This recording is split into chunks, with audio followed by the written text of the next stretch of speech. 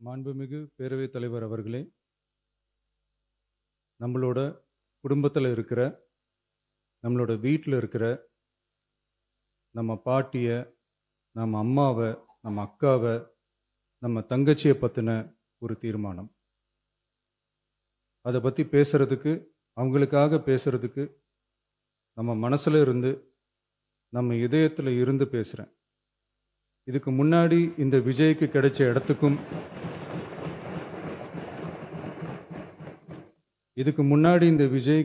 இடத்துக்கும் இன்னைக்கு இந்த விஜய்க்கு கிடைச்சிருக்கிற இடத்துக்கும் மிகப்பெரிய காரணமாக இருக்கிறதுல என்னோட பாட்டி, அம்மா, அக்கா, தங்கச்சிங்க தான் மிகப்பெரிய காரணம்ங்கிறத என்னால் மறுக்கவே முடியாது. அந்த நன்றி விசுவாசத்தோட, அப்படி ஒரு உணர்வோடு தான் இப்போ இங்கே நின்று பேசுகிறேன். பெருசாக பணம் இருந்துட்டா ஒரு வீட்டுக்கோ, பெரிய பொருளாதாரம் இருந்துட்டா ஒரு நாட்டுக்கோ பெரிய பேர் வந்துடும்னு சில பேர் நினைக்கலாம். ஆனால் உண்மையாகவே ஒரு வீட்டுக்கோ ஒரு நாட்டுக்கோ எப்போ பெரிய பேர் கிடைக்கும் தெரியுமா? அந்த வீட்டு பெண்கள் தனிப்பட்ட முறையில் சமூகத்தில் உயர்ந்தாதான் பெரிய பேர் ஒட்டுமொத்த சமூகத்துக்கே கிடைக்கும். நம்ம தமிழ்நாட்டு மண்ணில் சங்க காலத்தில் இருந்த அன்னைக்கும் சரி இன்றைக்கும் சரி மிகப்பெரிய அடையாளமாக இருக்கிற பெண் ஆளுமைகள் நிறைய பேர் இருக்காங்க. ஔவையார், காக்கை, பாடினியார்னு சங்க காலத்து ஆளுமைகள், கண்ணகி, மணிமேகலை, குண்டலகேசி, இவங்கெல்லாம் இலக்கியத்தில் நிலைச்சி நிற்கிறவங்க. ஆண்டாள், காரைக்கால் அம்மையார், இவங்கெல்லாம் ஆன்மீகத்திலையும் இலக்கியத்திலையும் உயர்ந்த இடத்துல இருக்கிறவங்க. ராணி வேலு நாச்சியார், குயிலி, அம்புஜம் அம்மாள், ருக்மணி லட்சுமிபதி அம்மாள், டாக்டர் முத்துலட்சுமி ரெட்டி அஞ்சலை அம்மாள், மக்கள் சேவகர் அஞ்சலை அம்மாள்னு நம்ம நாட்டோட விடுதலை போராட்டத்தில் கலந்துக்கிட்டவங்க. நம்ம தமிழ்நாட்டு பெண் ஆளுமைகள் நிறைய பேர் இருக்காங்க. சுதந்திர போராட்டத்தில் இருந்து சமூக நீதி போராட்டம் வரைக்கும் கலந்துக்கிட்டவங்க தான் நம்ம தமிழ்நாட்டு பெண்கள். அது மட்டுமா, கல்வி, அறிவியல், அரசியல், நீதி, நிர்வாகம், தொழில்நுட்பம்னு எல்லா டிபார்ட்மெண்ட்லேயும் இன்னைக்கு நம்ம தமிழ்நாட்டு பெண்களோட பங்களிப்பு பெருசாக இருக்குன்றத யாரும் மறுக்கவே முடியாது. அப்படிப்பட்ட நம்ம வீட்டு பெண்களுக்கு அரசியல்லையும் முன்னேற வழிவகை செய்யணும். அதுக்கு உரிய இடஒதுக்கீடு வழங்கணும். பெண்களுக்கு இடஒதுக்கீடு தர்றது ஏதோ சலுகைன்னு நினைச்சிடக்கூடாது. சமூக நீதி சார்ந்தது, அரசியல் அமைப்பு சார்ந்தது. மாண்புமிகு பேரவைத் தலைவர் அவர்களே, நம்ம நாட்டோட மக்கள் தொகையில் ஏறக்குறைய பாதி பேர் பெண்கள் தான். அதனால் அனைத்து நிலைகள்லையும் பெண்களுக்கு சம அந்தஸ்து வழங்கப்படணும். அரசியலமைப்பு சட்டமும் அவங்களுக்கு சமத்துவ உரிமையை வழங்கித்தானே இருக்கு. நம்ம தமிழ்நாட்டை எடுத்துக்கிட்டாலும் ஆண்களை விட பெண்கள் தான் அதிகம். ஓட்டு சதவீதத்தில் கூட அவங்க தான் அதிகம். ஆனால் அவங்களுக்கான அரசியல் இடம்னு பார்த்தா 2021 சட்டசபையில் 12 பெண்கள் இருந்தாங்க. இப்போ இந்த 2026 சட்டசபையில் 23 பெண்கள் இருக்கிறாங்க.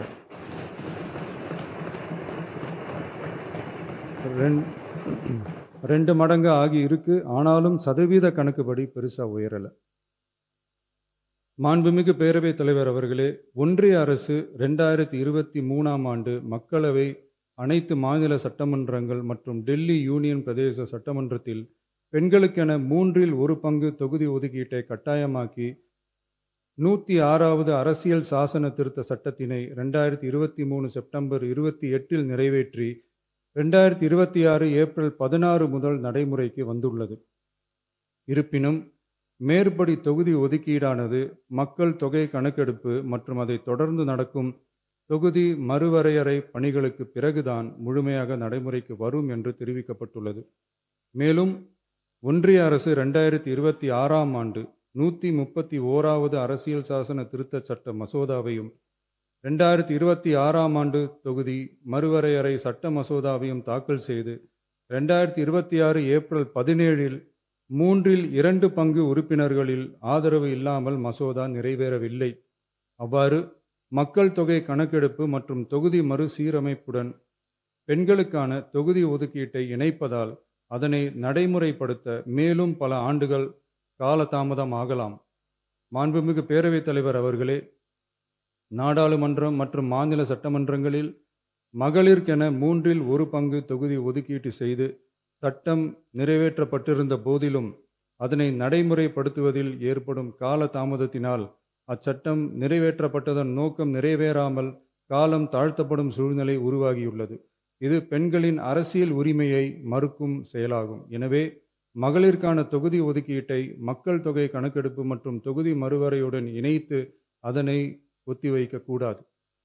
மேற்படி தொகுதி ஒதுக்கீட்டை விரைந்து நடைமுறைப்படுத்துவதற்கு உரிய நடவடிக்கைகள் எடுக்கப்பட வேண்டும் என தமிழ்நாடு அரசு ஒன்றிய அரசை வலியுறுத்துகிறது. மாண்புமிகு பேரவைத் தலைவர் அவர்களே, நம்ம டிவிகே அரசு பெண்களுக்கான அரசியல் அதிகாரம் வழங்குறதுல முன்னோடி மாநில அரசாதான் இருக்கு. 4 பெண் அமைச்சர்கள் இருக்கிறாங்க. பெண்கள் பாதுகாப்புக்கு சிங்கப்பெண் சிறப்பு அதிரடிப்படை இருக்கு. பெண்களுக்கான பாதுகாப்புல, பெண்களுக்கான இம்பார்ட்டன்ஸ்ல டிவிகே அரசு ரொம்ப கவனமாக தான் இருக்கு. இனியும் அப்படி தான் இருக்கும். உள்ளாட்சியில் பெண்களுக்கு 50% இடஒதுக்கீடு கொடுத்ததும் இன்னைக்கு ஆயிரக்கணக்கான பெண்கள் மக்கள் பிரதிநிதிகளாக மாறி இருக்காங்க. அவங்களோட தலைமை பண்பும் ப்ரூவ் ஆகி இருக்கு. அதே மாதிரி பெண்களோட வெற்றியை சட்டமன்றத்திலையும் பார்லிமெண்ட்லையும் எக்ஸ்டெண்ட் பண்ண வேண்டிய நேரம் வந்துருச்சு. மாண்புமிகு பேரவைத் தலைவர் அவர்களே, இன்று இந்த பேரவையின் வாயிலாக பெண்களுக்கான 33% இடஒதுக்கீட்டை இனியும் தாமதிக்காமல் நடைமுறைப்படுத்த வேண்டும் என்று ஒன்றிய அரசை வலியுறுத்துகிறோம். இது பெண்களுக்கான சலுகை இல்லை, இது அவர்களுடைய ஜனநாயக உரிமை. இது ஒருவருக்கான வெற்றி அல்ல, இது இந்திய ஜனநாயகத்தின் வெற்றி. ஒரு பெண் அதிகாரம் பெறும்போது ஒரு குடும்பம் உயர்கிறது. ஆயிரக்கணக்கான பெண்கள் அதிகாரம் பெறும்போது ஒரு நாடே உயர்கிறது. மக்கள் தொகை கணக்கெடுப்பு மற்றும் தொகுதி மறுசீரமைப்புடன் பெண்களுக்கான தொகுதி ஒதுக்கீட்டை இணைப்பதால் ஏற்படும் காலதாமதத்தின் காரணமாக பெண்களுக்கான தொகுதி ஒதுக்கீட்டை ஒத்திவைக்க கூடாது என்றும் அதை விரைவாக அமல்படுத்த தகுந்த அரசியலமைப்பு மற்றும் சட்டப்பூர்வ நடவடிக்கைகள் எடுக்கப்பட வேண்டும் என்றும் தமிழ்நாடு அரசு ஒன்றிய அரசை வலியுறுத்துகிறது. மாண்புமிகு பேரவைத் தலைவர் அவர்களே, டீலிமிட்டேஷன் தொடர்பான ஆலோசனை கூட்டம் தமிழ்நாட்டு மக்களவை மற்றும் மாநிலங்களவை உறுப்பினர்களுடன் தமிழ்நாடு அரசால் நமது தலைமையில் 8/8/2026 அன்று கலைவாணர் அரங்கத்தில் நடந்துச்சு. அந்த கூட்டத்தில் தமிழ்நாட்டை சேர்ந்த அனைத்து மக்களவை மற்றும் மாநிலங்களவை உறுப்பினர்களுக்கும் அழைப்பு விடுக்கப்பட்டு இந்திய தேசிய காங்கிரஸ் கட்சியின் 11 உறுப்பினர்களும், விடுதலை சிறுத்தைகள் கட்சியின் 2 உறுப்பினர்களும், இந்திய கம்யூனிஸ்ட் கட்சியின் 2 உறுப்பினர்களும், மார்க்சிஸ்ட் கம்யூனிஸ்ட் கட்சியின் 2 உறுப்பினர்களும், இந்திய யூனியன் முஸ்லீம் லீக் கட்சியின் உறுப்பினரும் மற்றும் மறுமலர்ச்சி திராவிட முன்னேற்றக் கழகத்தின் உறுப்பினரும் என 6 கட்சிகளை சேர்ந்த உறுப்பினர்கள் பங்கேற்றாங்க. இந்த கூட்டத்தில் டீலிமிட்டேஷன் தொடர்பாக விரிவாக ஆலோசிக்கப்பட்டுச்சு. அந்த ஆலோசனையில் டீலிமிட்டேஷனால் தமிழ்நாடு மற்றும் தென் மாநிலங்களுக்கு ஏற்படக்கூடிய பாதிப்புகள் குறித்தும் அதை சரி செய்யறதுக்கான வழிமுறைகள் குறித்தும் விவாதிக்கப்பட்டு இறுதியில் டீலிமிட்டேஷன் தொடர்பாக சட்டமன்றத்தில் ஒரு தீர்மானம் இயற்றலாம்னு முடிவானுச்சு. மாண்புமிகு பேரவைத் தலைவர் அவர்களே, இந்தியாவில் 1952ஆம் ஆண்டு முதல் பொது தேர்தல் நடத்தப்பட்டது. அது தொடர்ந்து ஒவ்வொரு 10 ஆண்டுகளுக்கு ஒரு முறை நடத்தப்படுற சென்சஸ் டீட்டெயில்ஸ் படி மக்களவை மற்றும் சட்டப்பேரவை தொகுதிகளின் எண்ணிக்கையை மறுசீரமைப்பு செஞ்சு 1976 வரை தேர்தல்கள் நடத்தப்பட்டது. இந்த நிலையில் 1976ஆம் ஆண்டு 42வது அரசியலமைப்பு சட்ட திருத்தப்படி மக்கள் தொகையை சிறப்பாக கட்டுப்படுத்தும் மாநிலங்களுக்கு டீலிமிட்டேஷன் காரணமாக மக்களவை உறுப்பினர் எண்ணிக்கையில் எந்தவித பாதிப்பும் ஏற்படக்கூடாது என்பதற்காக அடுத்த 25 வருஷத்துக்கு 1971ஆம் ஆண்டு சென்சஸ் படி பாராளுமன்ற உறுப்பினர்களின் எண்ணிக்கை வைக்கப்படும்னு சட்டம் இயற்றப்பட்டது. அதை தொடர்ந்து அதே நிலையை முன்னிறுத்தி 84வது மற்றும் 87வது அரசியலமைப்பு சட்ட திருத்தம் 1971 சென்சஸ் படி மக்களவை தொகுதிகள் நிலைநிறுத்தப்பட்டன. இந்த திருத்தங்களோட நோக்கமே மக்கள் தொகை கட்டுப்பாட்டை செயல்படுத்திய மாநிலங்களின் உரிமைகளை பாதுகாக்கிறது தான்.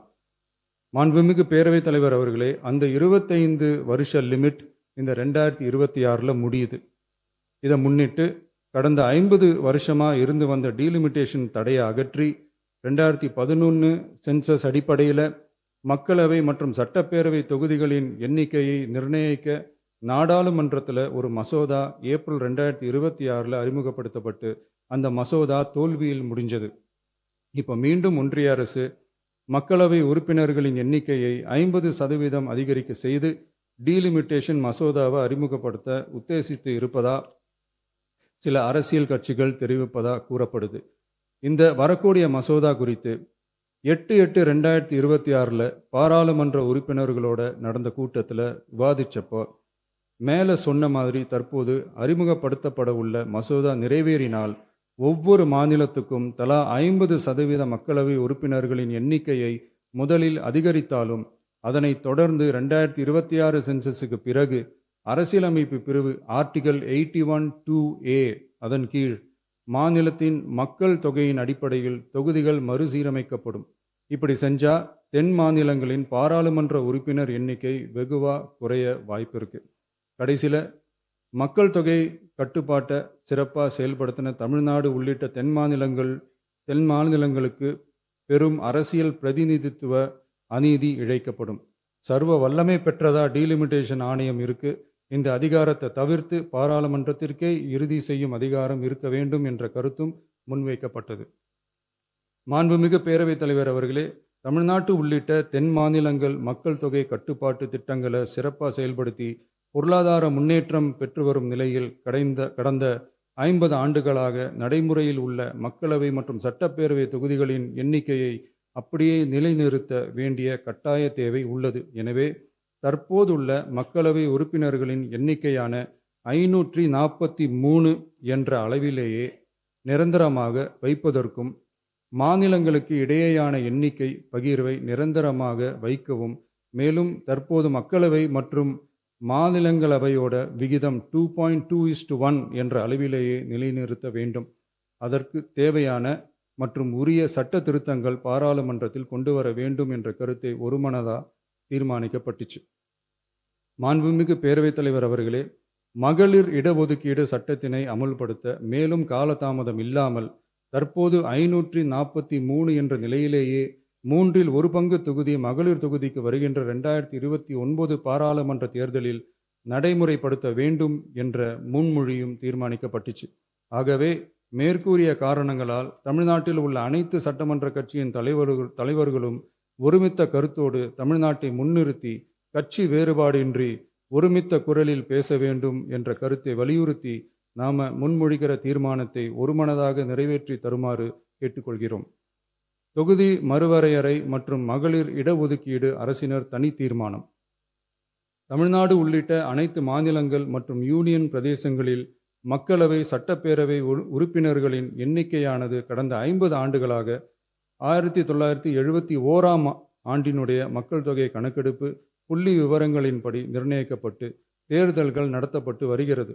ஏப்ரல் 2026 பாராளுமன்றத்தில் கடந்த 50 ஆண்டு கால தொகுதி மறுவரையறை தடையை நீக்கவும் 2011 ஆண்டு மக்கள் தொகை கணக்கெடுப்பு அடிப்படையில் தொகுதி மறுவரையறை செய்திடவும் மக்களவை உறுப்பினர்களின் எண்ணிக்கையை 550 850 அதிகரிக்கவும் கொண்டுவரப்பட்ட அரசியலமைப்பு சட்ட திருத்த மசோதா தோல்வியடைந்தது. இந்நிலையில் மீளவும் மேற்குறிப்பிட்ட அரசியலமைப்பு சட்ட திருத்த மசோதா கொண்டுவரப்பட உள்ளது என தெரிந்ததின் அடிப்படையில் 1971 பிறகு உள்ள எந்த மக்கள் தொகை கணக்கெடுப்பை அடிப்படையாக கொண்டு தொகுதி மறுவரையறை செய்தாலும் மக்கள் தொகையை சிறப்பாக கட்டுப்படுத்திய தமிழ்நாடு உள்ளிட்ட தென் மாநிலங்களின் நாடாளுமன்ற பிரதிநிதித்துவம் நிரந்தரமாக பாதிக்கப்படும் என்பது நிதர்சனமான உண்மை. ஒன்றிய அரசு அளித்த உறுதியின்படி மக்கள் தொகை கட்டுப்பாட்டு திட்டங்களை சிறப்பாக செயல்படுத்தி நல்ல பொருளாதார வளர்ச்சி கண்டு நல்ல சுகாதாரம் மக்கள் நல திட்டங்களை மேற்கொண்டு வரும் எந்த ஒரு மாநிலமும் தொகுதி மறுவரையால் பாதிக்கப்படாமல் பார்த்து கொள்வது ஒன்றிய அரசின் தலையாய கடமையாகும்.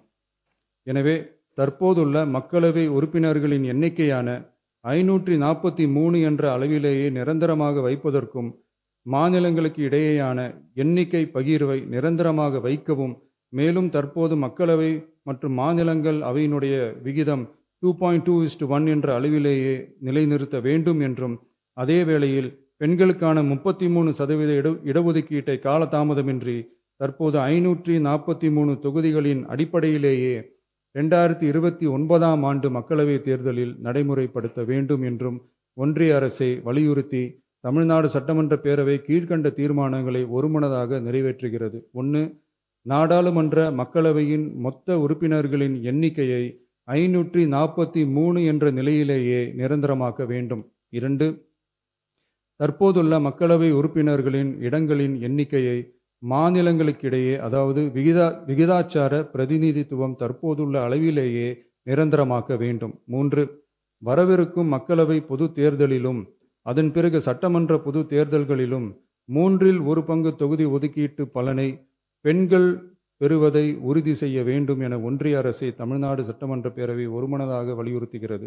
மாண்புமிகு பேரவைத் தலைவர் அவர்களே, இந்த தீர்மானம் ஒரு அரசியல் கட்சியின் தீர்மானம் அல்ல, தமிழ்நாட்டின் உரிமையை நிரந்தரமாக பாதுகாக்கும் தீர்மானம். எனவே அனைத்து கட்சிகளை சேர்ந்த மாண்புமிகு பேரவை உறுப்பினர்கள் இந்த தீர்மானத்தை ஒருமனதாக நிறைவேற்றி தர வேண்டும் என்று கேட்டுக்கொள்கிறோம். நன்றி.